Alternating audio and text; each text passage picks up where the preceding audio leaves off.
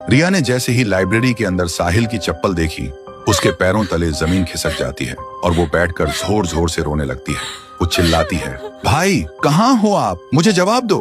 तभी उसके कानों में वही आवाज गूंजती है। वो पीछे घूमती है और देखती है ब्लैक बोर्ड अपने आप लिख रहा होता है, अर्जुन मिस्ड रोल नंबर 13। देखते ही रिया की सांसें रुक जाती हैं और वो समझ जाती है कुछ तो बहुत डरावना है यहाँ।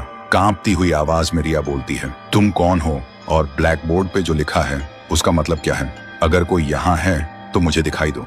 तभी एक अजीब सी आवाज गूंजती है और एक परछाई दिखाई देती है।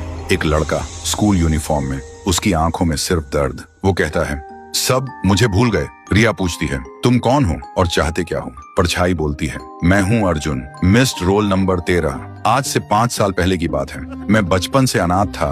मेरे मम्मी पापा मुझे अकेला छोड़कर चले गए थे। एक दिन क्लास के सब बच्चे मुझे कालुआ कालुआ कहकर चिढ़ाने लगे। मैं काला था, इसलिए मैं रोता हुआ लाइब्रेरी की तरफ भागा और जब मैं लाइब्रेरी में घुसने ही वाला था तभी देखा मैडम और एक डॉक्टर किसी अजीब चीज के बारे में बात कर रहे थे और तभी किसी ने मुझे पीछे से जोर से मारा। मेरी आंखों के सामने अंधेरा छा गया। जब मेरी आंखें खुली तो देखा मैं लाइब्रेरी के अंदर टेबल पर पड़ा था। डॉक्टर और मैडम भी वहां थे। मैं चिल्लाने की कोशिश कर रहा था लेकिन न चिल्ला पा रहा था न हिल पा रहा था। तभी मुझे पता चला ये लोग स्कूल के बच्चों को किडनैप करके उनके ऑर्गन्स निकालते हैं और उन्हें बेच देते हैं। फिर उसी दिन मैडम ने प्रिंसिपल के सामने कुछ बहाना बनाकर लाइब्रेरी को हमेशा के लिए बंद करवा दिया। गांव वालों के सामने मुझे मिसिंग बता दिया गया। तब से मेरी रूह इसी लाइब्रेरी में भटक रही है और हर रात 12 बजे घंटी बजाता हूँ, बस इस उम्मीद में कि कोई आए, मेरी कहानी सुने और मुझे इंसाफ दिलाए। रिया की आंखों में आंसू आ जाते हैं। वो बोलती है, मैं तुम्हारा दर्द समझ सकती हूँ, लेकिन मेरे भाई ने क्या किया था? उसे क्यों गायब कर दिया? वो कहाँ है? अर्जुन बोलता है, तुम्हारा भाई बिल्कुल ठीक है।